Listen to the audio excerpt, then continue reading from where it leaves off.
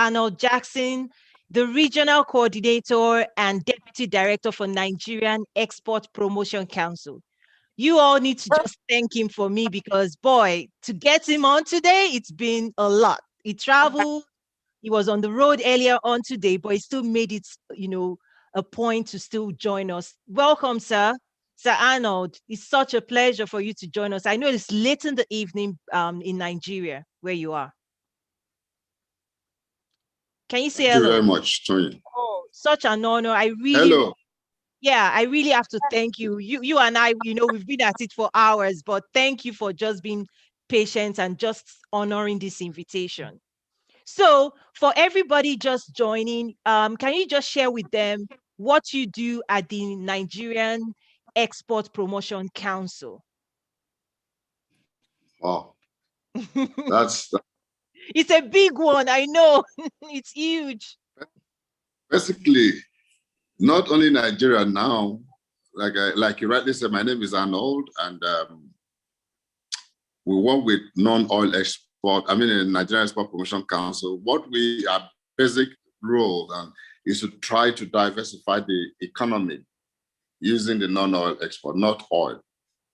And it's no more, news that the world is turning away from the fossil, from the oil sector, and due to a lot of a lot of problems that is associated with it. Though people are still talking about it, but look, the way to go today is in the area of non-oil export. And in non-oil export, you find out that it creates a lot of job opportunities for the people. It creates, and there are so many aspects of non-oil export in the area of production. You also talk about the agricultural product. You talk about manufactured. You talk about services, and of course, solid mineral. So you say it's a huge, if you look at the length and breadth of this country, Nigeria, and other countries of the world, the states of Nigeria are replete with diverse non-oil product. And for us, what we are looking at it is that we just want to behave as if there's no oil. That's the mandate of the federal government to us. Let's diversify the economy using other products. Before now, oil constituted about 70 to 80% of the foreign, revenue to the country. But prior to now, there were a lot of other things that we were doing before the advent of oil. And the Nigerian economy was very strong as at then. I'm talking about the early 70s and beyond, before the advent of oil. So what really happened to those products and to those things that we did, or that the country was depending on to survive, for sustenance? And I remember then the exchange rate for naira and dollar was, naira was almost higher than dollars. Wow. But all of a sudden, the oil came with all, attended issues, and now look at where we are. So I think it's better for us to go back to the basics. There are so many things that Nigerian Export Promotion Council is doing to, help the people look at it, reposition the economy for better use. For instance, if you look at the council, we are looking at what we call a one state, one product to help drive the zero initiative. One state, one product is simple. It's like, okay, let's even look at every state of the Federation, the 36 states plus the FCT, has one peculiar product and services that can generate money for the country. There are about the 774 local governments of this country. They all have one product and one maybe service or solid minerals that can generate revenue. So why do we kill ourselves with oil? Why can't we just optimize what God has given to us freely Remember, oil is not also man-made, it's also God's gift. So if God is so magnanimous to give us oil, and he has also given us this other one, why do we kill ourselves with oil when there are other things? Now, the oil has issues which we need to also take into consideration. The issue of greenhouse emission and the rest of those things. We hear of bad weather, the extreme one, and the maybe bad rainfall, or because it's actually on the extreme, whatever climate issues are, because of some of these things that people are trying to talk about. Avoid. That's the greenhouse emissions, Right. and fossil fuel is also a contributor to that. Right. So why do we have to kill ourselves? Yeah. The most important thing for us to do, which is in the non-oil sector, that not because I'm in the non-oil, but I've seen a lot of things in the non-oil sector that I really want to, highlight. Right. You get to any part of this country, there is one thing that you will always see that is peculiar. It's unique. Nigeria is a very unique country, and we must, optimize this benefit that God has given to us freely. Right. Therefore, when we talk about larger market, African market, and so on and so forth, we have 1,001 things to sell in that market, to diversify the economy, to generate revenue, to create employment. And of course, when these things are put in place, the issue of insecurity, the issue of insurgency and the rest of those things will be reduced. They might not be completely exterminated, but it will be reduced, because normally they say that an idle man is the devil's workshop. So when you have what to do, you have every time you are working at what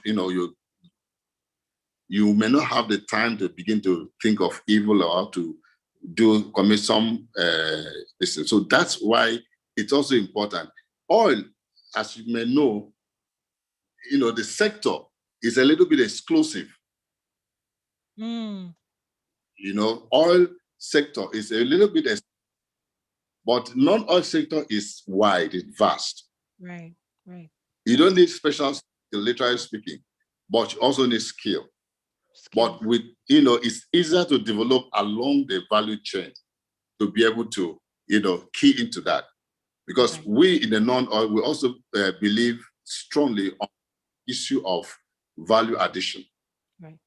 Nigerian Export Promotion Council has been helping the people through technical assistance, and also maybe by way of trade promotion. We liaise with other agencies of government, and both local and international, to be able to reach out to people, that will provide a service. I just came back from a training today on the issue of that borders mostly on services, the e-commerce trading, because we were in that meeting, we're talking about the role of Nigeria generally in this African Continental Free Trade Agreement. GFCFTA. Yes, how do we key into that? Everybody is talking about Nigeria is about 200 million people. Yes, we know, but it's not about the size. What impact can we create in the market? Let's leverage on the size, on the population, and make more impact, create more value-added jobs here for our people, and also to better the lot of the people.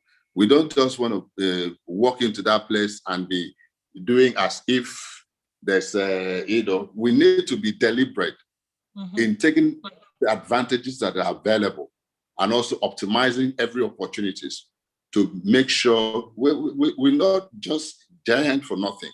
We need to be giant in these things that add to Naira and Kobo, or call it cent or whatever it is, because that's what counts at the end of the day.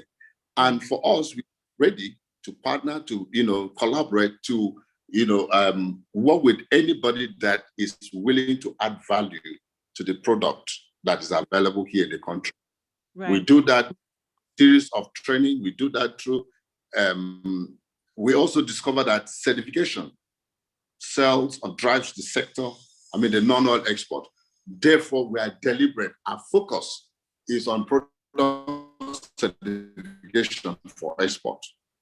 Right. Now, if we have products that are maybe ISO certified or Koshna, whatever certification that is needed, depending on the product range, we may not have the capacity, but we have the partnership with the people. By next week now, we're going to do something.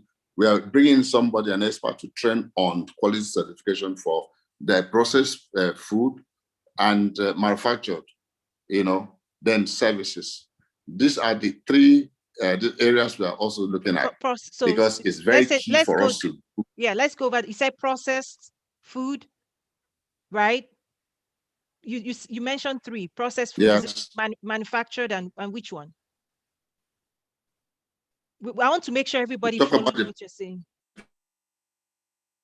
process of manufacture, then we're also looking at the services, because what certification, recently services certification it's called it ACON. I think they are based in the UK.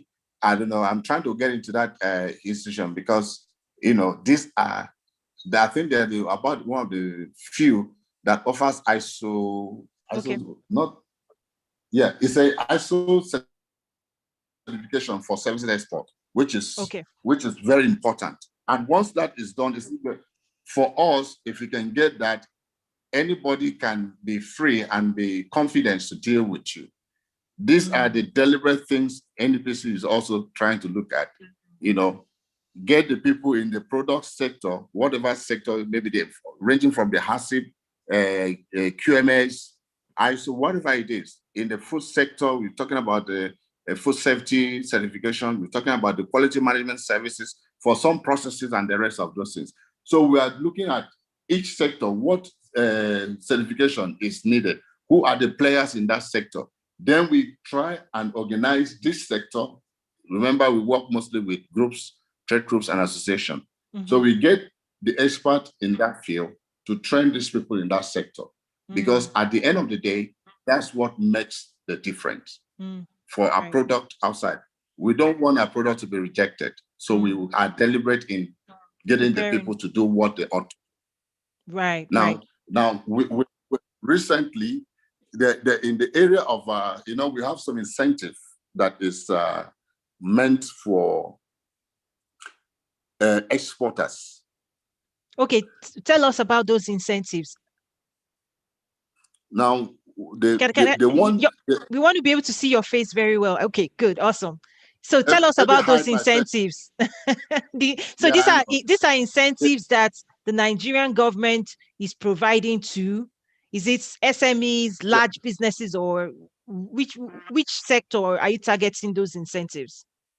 Every sector of the economy in the non-oil are eligible, literally speaking. Okay. Now, there's what they call the pre and the post incentive schemes. Okay. The pre-incentive has been in existence, but it was not fully operational at the point. They call that the Export Development Fund. Okay. The one that was mostly up and running was the Export Expansion Grant. Okay. Now, recently, I think this year, there is a grant that will cover the EDF. Okay. And they call it Export Expansion Fund program or so. Okay. It's an incentive kind of a thing that takes care of. Yeah. But Question. It has some aspect. Yeah, this is so important. This is so important. So is this being done in partnership with, say, Nexim or CBN? Like, which financing institution is going to release those funds? Or is it just you go directly to there is a committee that is set up. Okay. The guidelines they are working on the guidelines to be released. Okay. But I think BOI, Bank of Industry, though it is the export system for Nigeria run by NEPC, but we are not financial institutions. So we domicile the money or with BOI. Bank of Industry. Okay. Next, yeah. Nexim also has another, the EDF, I want to make sure I call out, you know, we're all using acronyms. So I want to spell it out. Nexim is the Nigerian Export-Import Bank. Export-Import Bank. Okay. Yeah. Oh, sorry. I was talking. I thought I was talking to you alone. I understand, but I want to carry as many people along as well. So BOI is the Bank of Industry. Nexim, there's also just like you have the UX Nexim. Yes, Bank of Industry. Yeah. Yes. Please go on. Okay. So now every of these things are done in collaboration with a lot of stakeholders, so that it will ensure it is transparent and everybody will have a fair share. So yes, it is a grant, but there are conditions to meet. Mm-hmm. And part of the condition, there's a guidelines to follow. And that guidelines will be, you know, spelled out by the committee. And of course, the bank will also do their little bit of checks to be able to. Financial due diligence. Yes. So it's not something that somebody would just wake up, oh, we do this. And there's a committee, there's a monitoring and evaluation committee that is set up. They'll call it Board of Trustee for this. So it's not, and they are independent from us to also monitor. So these are is like a watertight kind of arrangement, so that everybody that is that has the need or that is qualified will get a fair share. Okay. So this grant then is to support non-oil exports. Is it just under the AFCFTA, meaning within Nigeria? Within Africa, or even beyond? Anywhere that you are exporting your products to. Okay. Anywhere in the world. Okay. Then secondly, they also have the one they call I think something like the COVID disease, for those that affect all those conditions will be worked out for the companies that are either exporting, and due to this COVID was impacted. It affected either their export volume, or some of them were closed down or maybe were badly affected. There's also something to cushion that effect, which is also part of this 50 billion we're talking about. Okay. So it is, that you must show, maybe, for instance, you are an exporter. You've done this export, this, and because of this incident, you could not do it again because of this. And there are also the conditions and the criteria are also, going to be rolled out. These are these things, and it will be done. It's going to be online for those, it will be published online. So it's not something that anybody can maybe want to manipulate. But that's also one of the things we're trying to do. And there are also this is for women groups, the SMEs, even the youth, So there's a whole lot of a gamut of incentive that is trying to, the idea is to encourage non-oil export, because that's the next line of economic defense in this dispensation. That's what it is, not only in Nigeria, everywhere. Right, exports. But the EEG, that one is post. When you do, for those that have exported, when you finish your export and you repatriate your fund, then there's also a criteria for you to meet. That one is already been ongoing. There's also a committee ranging from CBN, Ministry of Finance, NEPC, Ministry of Trade and Investment, EFCC, and all that. They're all part of that committee. So they look at it. There's a weighty eligibility criteria that is given. You can also look at it and literally determine what your rates are for that year. So it's something that is also very transparent. Okay. That is when you export and you repatriate your fund, you can now apply based on this. The reason why we give that is to cushion the effect of harsh economic environment we operate in. And the currency exchange too. Well, the currency exchange, it all encompassing, because, for instance, when you're talking about power to produce for export, when you're talking about the bad road, if at the end of the day, your cost will be added to the cost of your export, it may not be very competitive with your contemporaries outside. Yeah. Remember, other countries know whether there's Yes. what's Yes. called power out and so on. So when the government, because of all this, has given that buffer for those who have exported genuinely, and especially those that have added value. Remember, value addition is major, it's very important. Mm-hmm. You know, so you can now have something to say, okay, let me get this to cushion the effect so that I'll be a bit competitive. And Right. then, of course, though they are all grants, it's not a loan, Mm-hmm. Mm-hmm. but you have to meet certain the criteria, which is spelled out by the committee. Right. You know, Right. so these Right. are some of the things we do. Wow. Then we Powerful. NEPC also organize outbound trade missions and trade fairs to any part of the world, Right. And Right. when they do that, they also assist the exporters who are selected. There's always a selection exercise.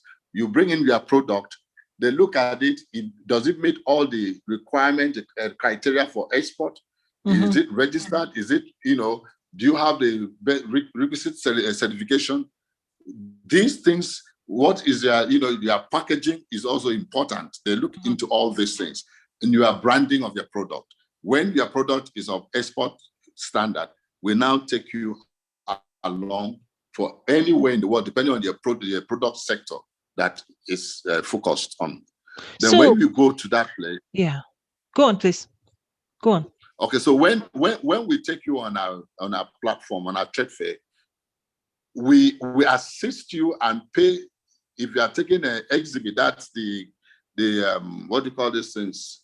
The goods for export. Mm-hmm. I mean, for exhibition. Yes. We can normally we used to pay up to 100 kilogram weight for you. If you add anyone, then you pay for the extra one. But the council would normally take care of that. Then they take care of your exhibition ground where you are going to exhibit. They provide that exhibition platform for you anywhere in the world we go. And they also will give you some rebate for your ticket. Flight tickets? Yeah, right. Yes. Okay. Then if it is a country that probably you don't speak English as a first language, we get an interpreter. The height of this is to get to the Chamber of Commerce of those countries in collaboration with our embassies to get the people who are in that product sector that you are. So the potential buyers. Business meeting, B2B and all that. So okay, if you are in food processing, they get people in that country who are into food processing. So you have the business meeting. The idea, like we normally say, is not for you to go and sell. The idea is for you to go and make the contact, establish relationship. The later sales will always supersede the one the instance. Yeah, you may sell. Normally, we advise you shouldn't be the issue, but where you can now make up the linkages for the future. That's what makes the lasting relationship with your client. Exactly. So those are some of the things we do.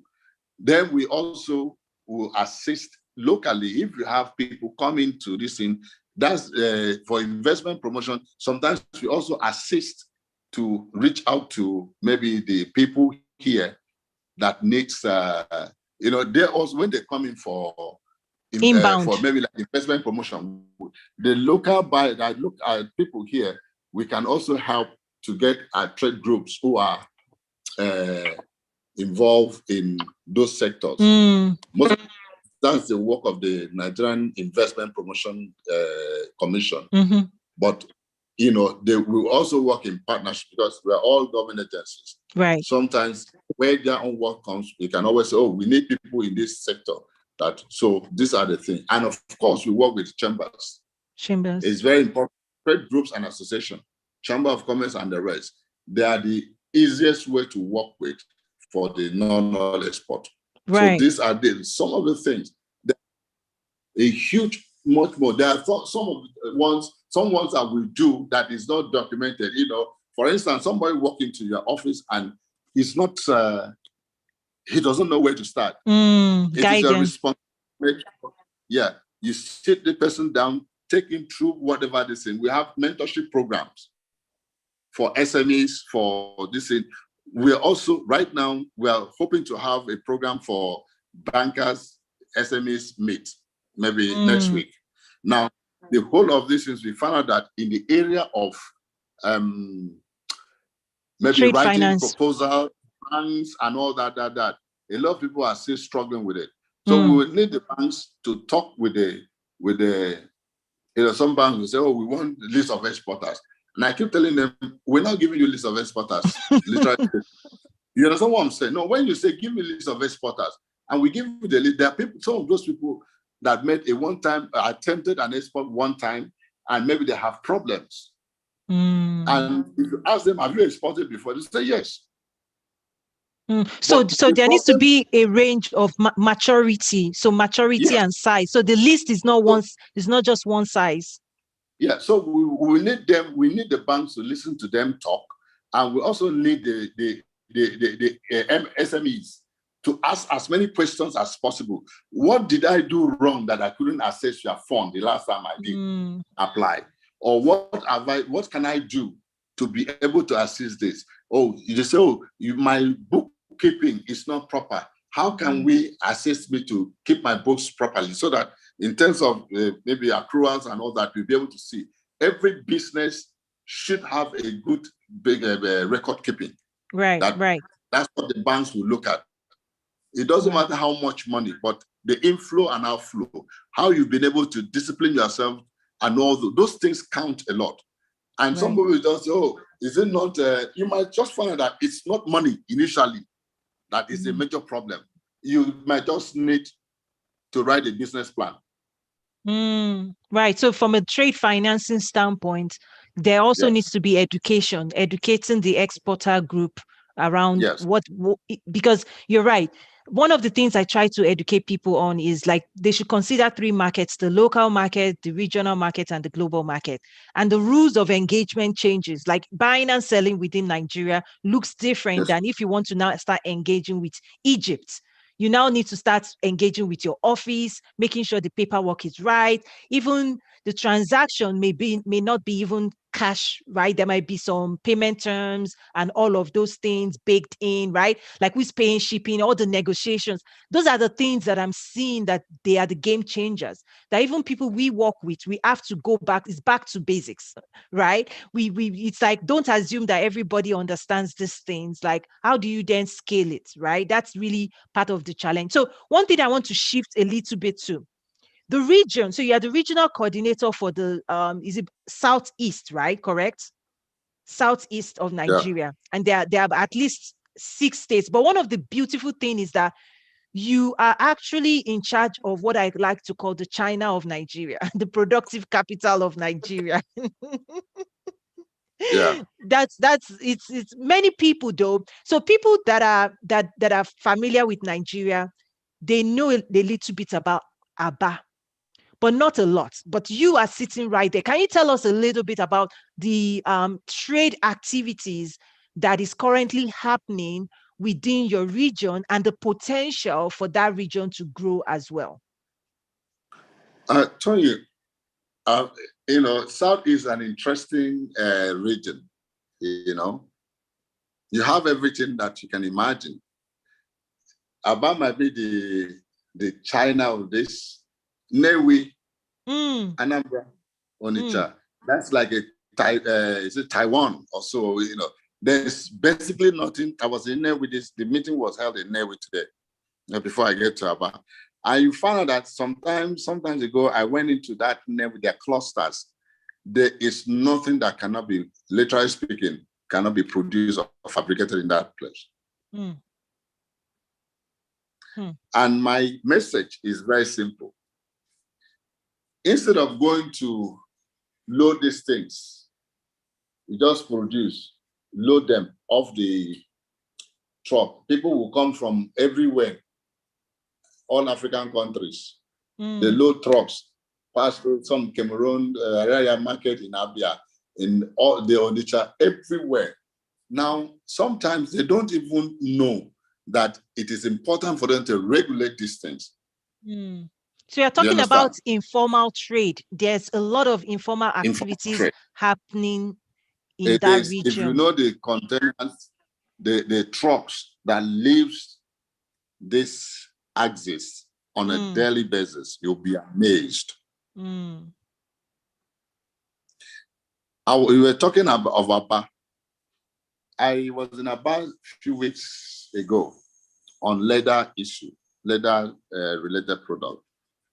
I got to talk with one of the SS to the governor and he said, look, they have over 1 million pairs of shoes that leaves that town on, is it either weekly or monthly basis, over 1 million pairs of shoes. They also have leathers, wallet, and other leather-related product that leaves that place on daily basis. I went to the way they call power line. That's also the hub of shoes, and that time I think they had an issue. And I walked to that place on the road. I had so many of those things lying on the road. And I asked the people, what happened? They said, oh, said this. But it boils down to the same informal thing we are talking about. Informal trade. Yes.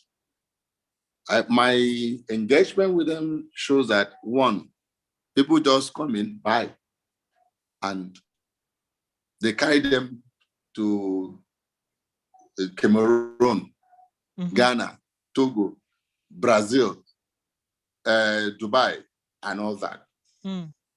The people, these things, most of them are not fully documented. And now, if you're asking the government for some level of this, how do you assist them? You need the data. You need the data for advocacy. The council had partnered with UNIDO in the past to open up what we call the Common Facility Center in Aba for shoe processing and finishing and garment. The government of Abia is also doing something in that regard. They're opening one leather processing center. It's a huge one in Abia. People buy the shoes and put made in Brazil, and they bring it back to us, and we buy at the price. These are the challenges. One of the things I like to talk about is this. We need on our own to be able to say that this particular thing is made in Nigeria, we should be proud of, because one, the quality is good. If the quality is not good, the foreigners will not come and buy it to trade with it. So we should be glad to say made in Nigeria. If you look at, you say made in Aba, I told somebody the other day, when you say made in Aba, people already have this kind of mindset. It's a Nigerian brand. And it is good. Anybody can wear it.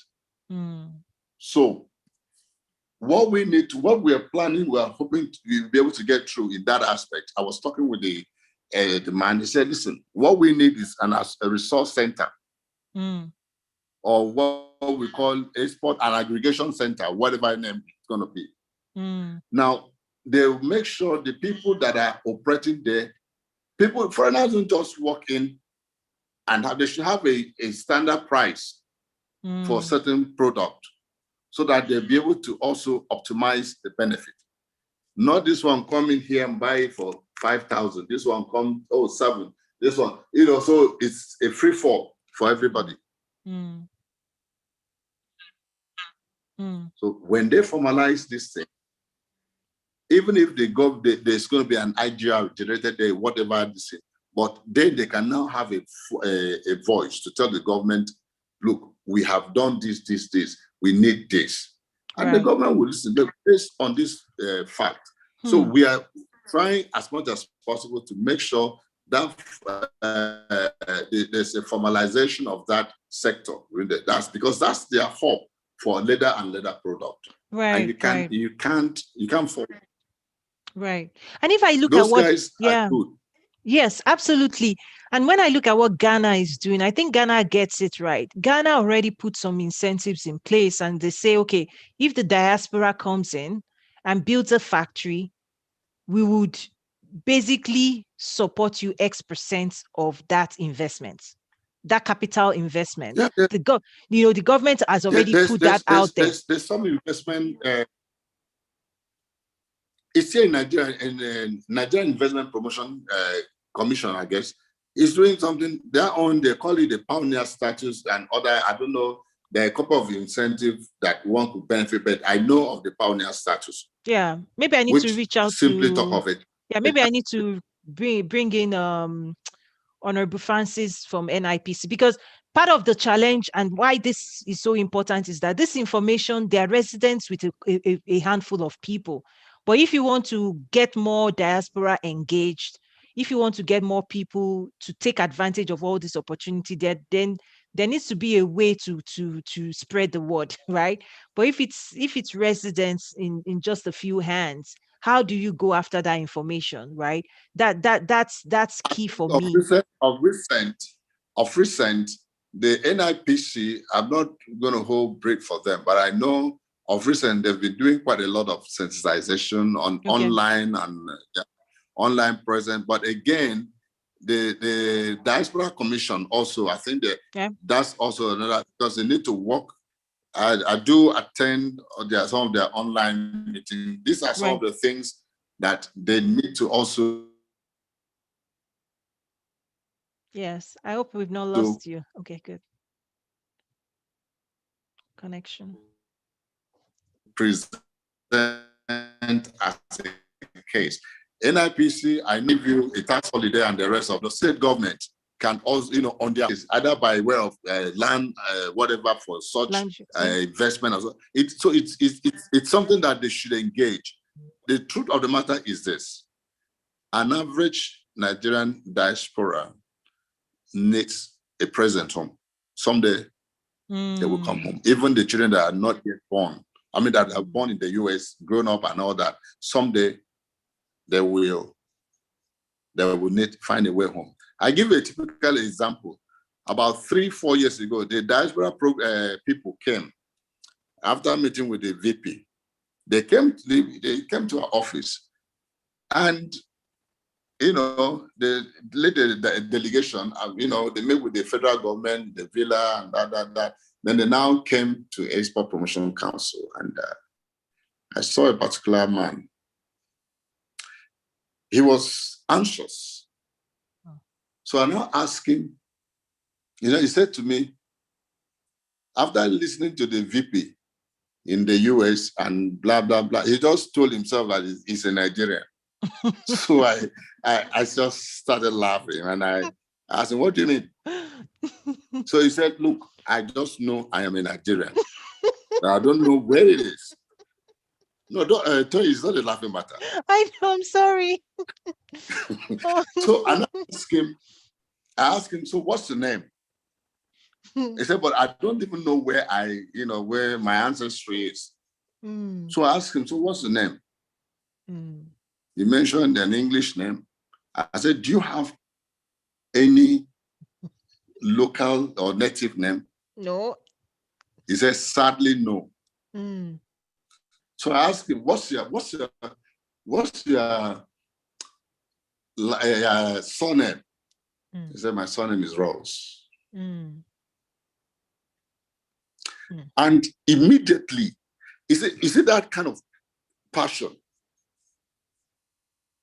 He said he's trying to set up something in Lagos. He had a licensed person. I said, okay, he's into energy, renewable energy, and also he's looking at some export this thing. I said, for export, we can be of help. The council will, be of help. Anything you need to do this, please don't hesitate to contact us. I gave him my card, the website and all that things. And our website is very interactive. It's very, these days they're doing even an online certificate. You don't need to come to the office. It's online real time, so you can get as many information as you want on our website. So I told the man, try as much as you can. Since you're already convinced that you're a Nigerian, and you listen to the VP in that meeting that you attended, and that also brought you to Nigeria. So there's a lot. You've seen that. I said, look, I like Nigeria. There are other people like that. So when they engage, honestly, there are agencies of government, and I believe with the ease of doing business, government can also begin to do a lot of these things, like all those visa issues that are working on, the presidential enabling environment. These are some of the things that they need to. The Diaspora Commission, I think they're a bit active. Honorable Abike Dabiri, she's doing a great, she's doing a great work in that this thing. That's Diaspora Commission and all. They are very active, you know. They should engage the government. It will be, I believe it is the desire of the government to have our people come to invest. And for us, anything that has to do with export, that I can say, because we are not going to promise heaven and earth, but we'll promise that we'll make everything possible that's within our reach and means to assist them in the area of export. Right. Don't forget.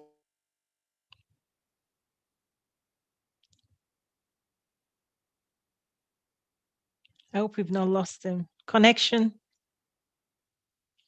Uh-oh. Let's give it a moment.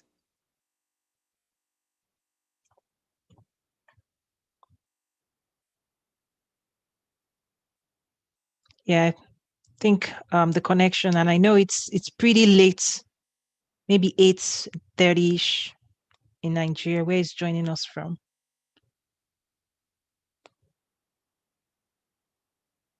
Yeah, he probably doesn't know we've lost him. Let me reach out. Connection. Yes, we just lost him. It dropped. He would try and reconnect again. Dropped. Please join again.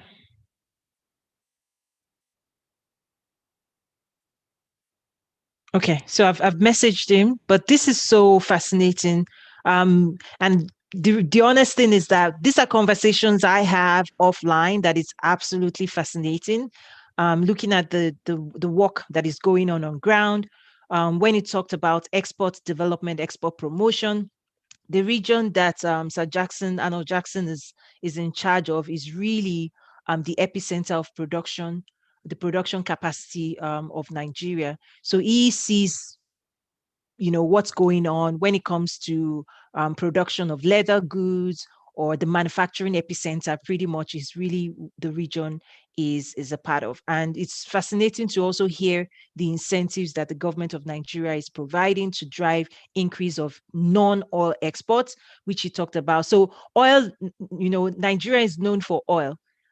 Sir Jackson, are you able to hear us? Awesome. I believe you're on mute, sir.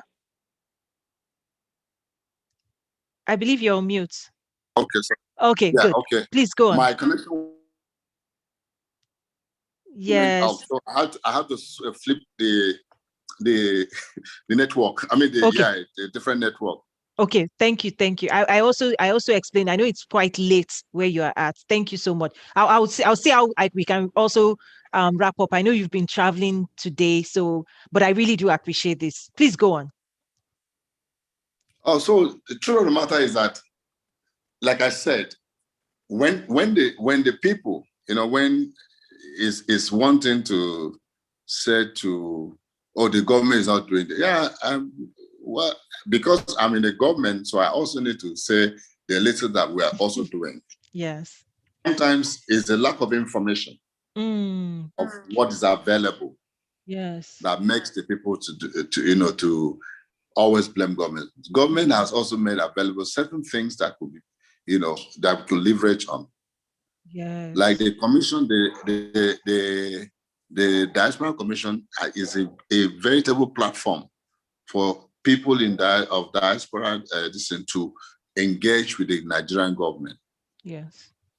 Yes. Yes. You don't sit back there and say, well, the government might have a lot of issues and challenges that people are beginning to feel otherwise, but there's still some I always tell people, if you come to some government agencies, you still meet, I'm not saying we are perfect, we'll still meet some people that still have a human mind and, the interest of the nation in doing whatever they want to do. Right. So it's not, when a baby raises his hand to the parent or an adult, the adult will grab the hand and carry the baby. But if the baby sits back and says, no, this adult, sometimes, hello, you just wave and say, hello, how are you doing? Yeah. And you walk away. Right. It's important for us to deliberately and constructively engage the government. I agree. And agencies of government and tell the government to leave to their, what can they do? This is what we have, and this is what we want to do. What are the available resources, incentive or enabling, enabling environment that we want to operate on? This. Don't forget this. They have a lot of solutions to many problems. Let them. The solution is what drives anything and everything. And I believe the government will be willing to listen to them. Right.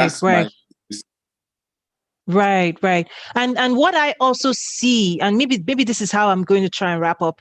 What I'm also seeing, the gap I'm seeing currently is that the buying community is ready to buy, okay? But there's standardization required, right? So when the buying community wants to buy, it's like we want 100, 1,000, 1,000,000 pieces of this specification, right? But what we're seeing right now is there's still so much work that has to happen to bring, to standardize and to organize the market. That's really where I see investment needs to go into that space of organizing the market and structuring the people on ground, right? Because the buying community is ready to buy, right? They're always looking for opportunities. The people I talk to, we're always ready to buy, right? So the gap that I'm seeing is, if I bring my requirements for products, I don't want to do the work of standardization. That should be on the other side, right? And that's why they usually prefer to work with bigger brands or bigger manufacturers that already have standardization in place and the quality checks in place. That way they just write a PO and say produce XYZ, and that's it. They keep their jobs easy. So that's the gap I'm seeing right now. Is that middle player of standardizing the market? Now is a huge gap, not just this. There's a huge one. The issue of quality. Earlier on I talked about the quality certification for products. Yes.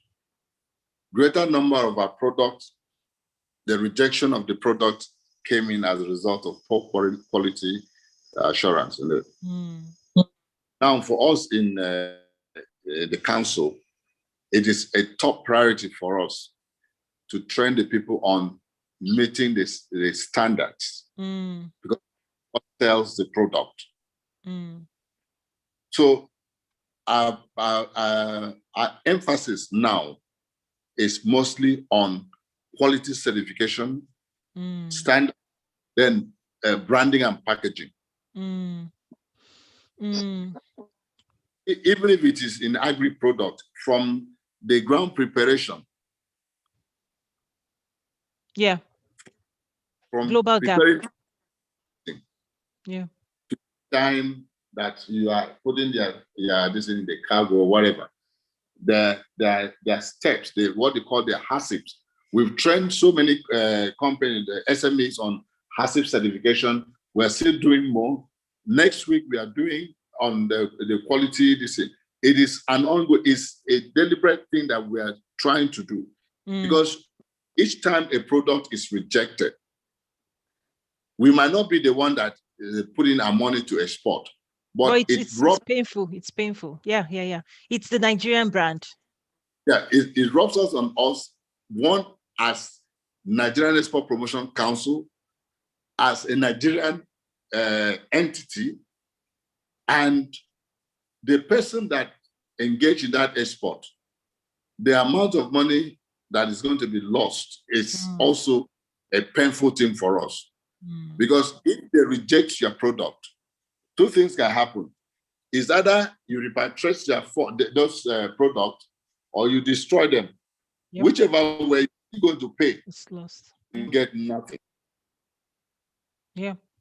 So yeah. So there are a few things. I mean, you and I will continue offline, but there are some few strategies of where to look at, what sector, because part of one of the things, the strategic play should be sector specific, right? Which is because when you have limited resources and you're playing game, you really have little resources to play around with.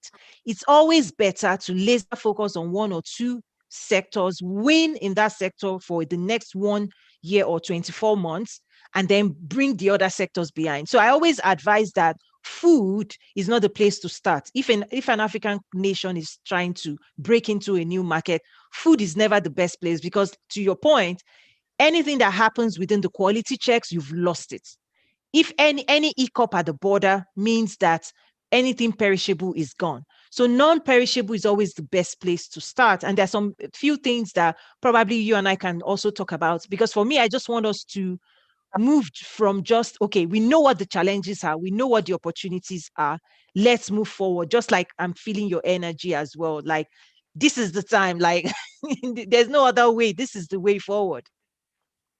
It is the listen, but you see, when you add value, yes. I talk about addition. Yes. You literally transform the product and increase the shelf life. Yes. Just, for instance, I think this man that does food, is it Ola? What's the name? Ola, okay. Was it Ola? Yes. He has this in there. He's been able, even if maybe 1 month or thereabout, those things, the shelf life is known. You understand? It is processed to that extent, and there are other people like that. But if you carry raw of those products and you go under few months of it, listen, you've lost completely. Exactly. But then that is not a guarantee, because when you go into processing, you have some threshold you need to meet. You need to get onto a certain threshold before you can do that. That's why, apart from the distance, we insist on value addition. If you take this one raw, you are giving them raw material. So why don't you give them finished product? Right. I also like the fact you talked about association. I always encourage the private sector to get into association. That's the way to deal with the government as a group. The government can bring value and bring resources to that group.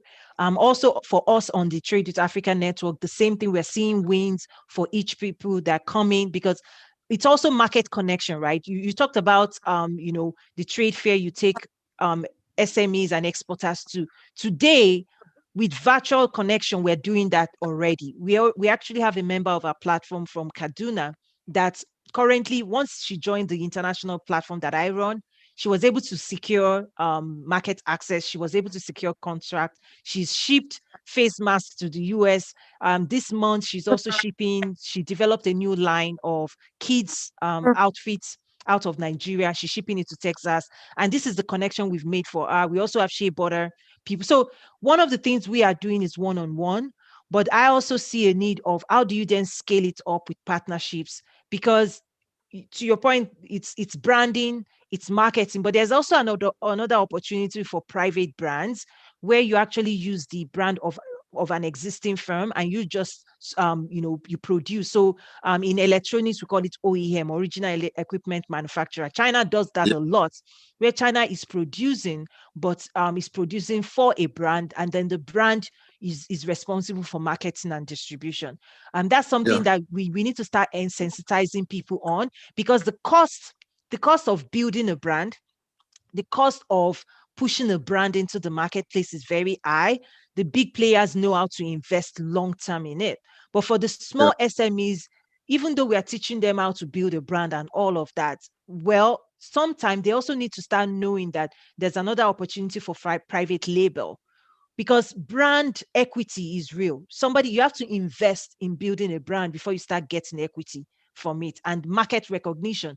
Just bringing a new brand into the US market, it will be on the shelf with other brands, and the customer is like, I don't know you, I don't trust you, so I'm not going to buy this brand. So there are so many other things at play, in the retail world, that it's not as simple as people think it is. But there are some creative things that people can do to continue to drive exports and to grow exports, to drive employment as well. Yeah. Absolutely. Yeah. Absolutely. The brand, somebody raised that same question. They say, Tony, there's what we call even contract exporting. Yes. Yes. Yeah, that's big. That's big. Yeah. But I think we have to face some cultural dynamics and mindset issues that people don't understand the value of contract. It's huge. It's massive. Contract, like, it's just huge. And that's where the diaspora, like myself, that's where we come in, where we're building our own brand. So I have my own skincare makeup brand. I have my own fashion thing coming up. Here's the deal. China, I've worked, China, it's so easy for you to send your specification to China. They don't really care about the brand for the most part. It's easy for you to find somebody that will produce anything you want them to produce in China. You give them the specification, you send them the labels, they do it for you, they send it to you, they make their money, they're gone.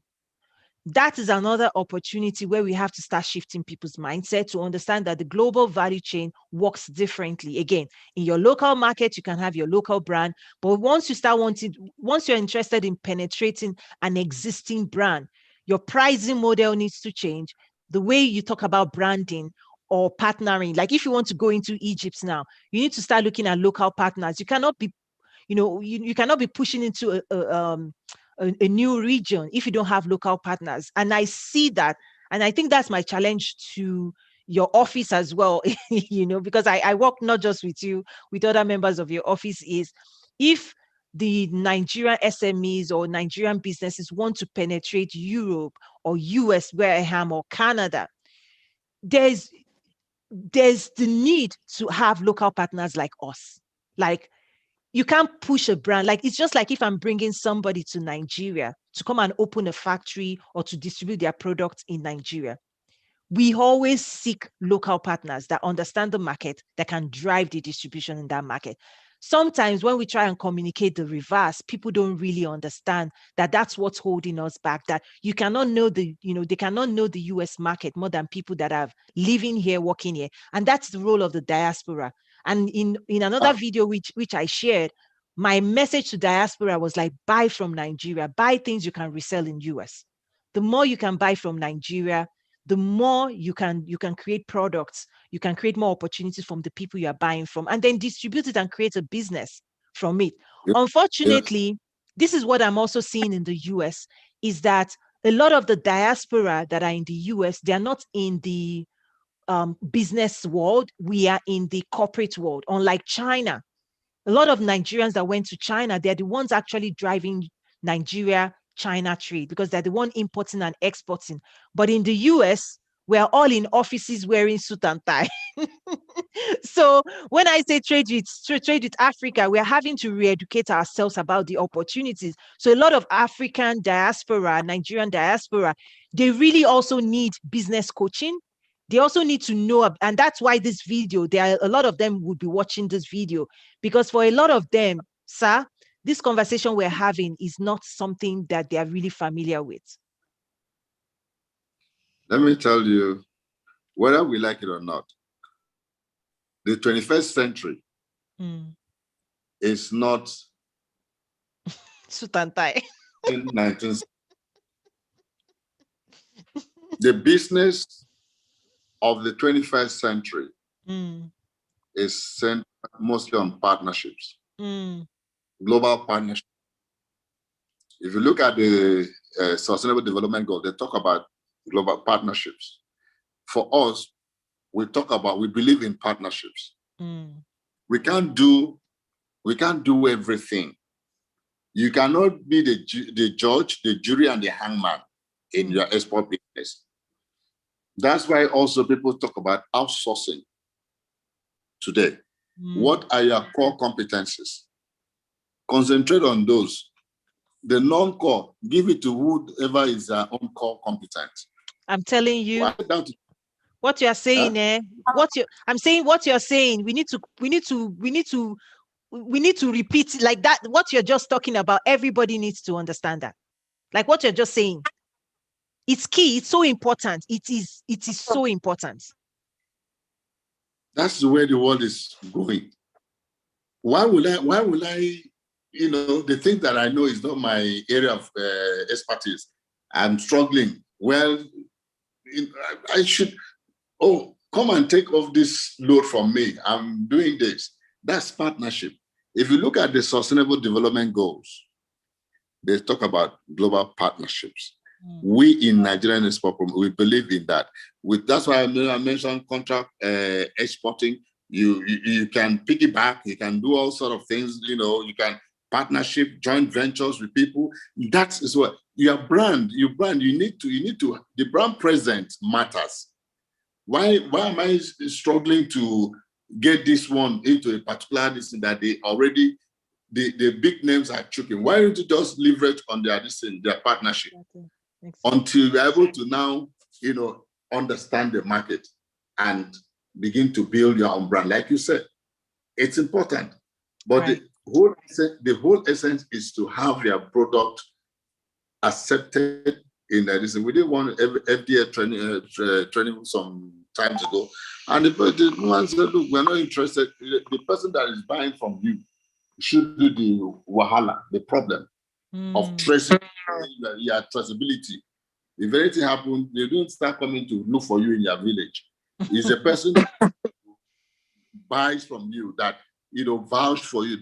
You should be able to do that due diligence, which for me, it is a very smart thing to do. Right. Wow. Able to visit, if possible, with time, visit where you're operating, know what you do, know your capacity, so that when I'm taking your product, I can trace it. Another thing that is very key in export business is the aspect of traceability. Yes. If there's a batch that has a problem in my consignment, and I can't trace it to where it came from, what the problem is, or know which particular batch had that problem, every other this thing is going. Yeah. And that's why we used to have batch numbers. So I also worked in manufacturing. I don't think I'm not sure if I ever shared that, but I worked for Whirlpool Corporation for almost 7 years and also supported manufacturing and quality management. So that's why we used to have batch number. At the end of the line, you have a batch number so that if there's a recall, if there's a recall that happens in the marketplace, a defected product, then we know which batch is affected, right? And there are a lot of things we do. So I think I mean, this is not the end. This is a conversation you and I have. We're just giving people the privilege and opportunity to key into this type of conversation. So this conversation continues for you and I as we continue to explore partnerships and tangible wins we can go after in driving exports as well. So I know I'm looking at time. I really want to say thank you again for today. I know you and I, we've only people may never know what had to go in to make sure we got you today. And I want to say a big thank you and then ask you any parting words, any parting message in terms of export opportunities when it comes to Nigeria and potential buyers that want to come into the market, what they can expect as well. Well, we have this mission is to make the world a marketplace for Nigerian non-oil products. So for us to live by that mission, we try as much. There was some times ago, something happened. My chief executive just said, "I know you need to pull the people. When they come and they don't seem to get it right, sit them down, talk to them, pull them up, let them get to the level wherever, at that point, they can now decide on what to do. Some people, and that has been my passion. I always believe I don't know all. Most of the things I also rely on other colleagues and my superiors. But they lead at their own level. Somebody should not come to you. Oh, I just want to do, even generate the interest first. Do you understand? So for me, at any point in time, anybody talks about, oh, what is happening in export, I'm always glad to tell the people, look, you have this and that. And let me say this, non-oil export is a next line of defense economically, not only for Nigeria, for the global world, especially in the services sector. Especially in the services sector. And this is what people should, key into it. We are ready. We are ready. I know a couple of my colleagues who are also having the same drive, the same passion. We just want to see people, make impact, not only in the oil. I think this thing was, the budget was based on, I think, 40%, $40 a barrel. Recently, I heard maybe the oil has gone maybe 6 years, I will be clapping. And when the Gulf people and the OPEC, when they sneeze again and the thing comes, remember there was a time the oil was almost zero. So what happened? We work in a cascaded kind of economy. This one is a bit more stable. That's a non-oil. Apart from maybe drought.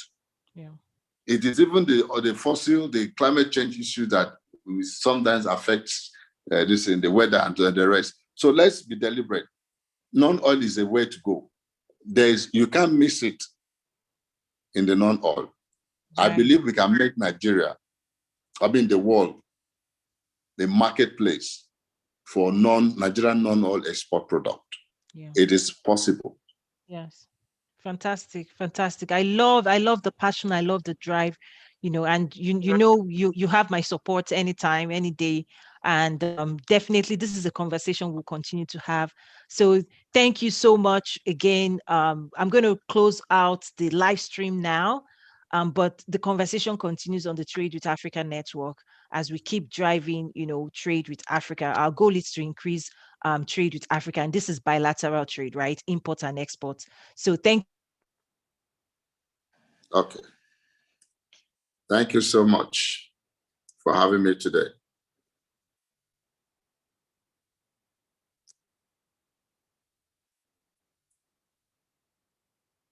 Okay, I'm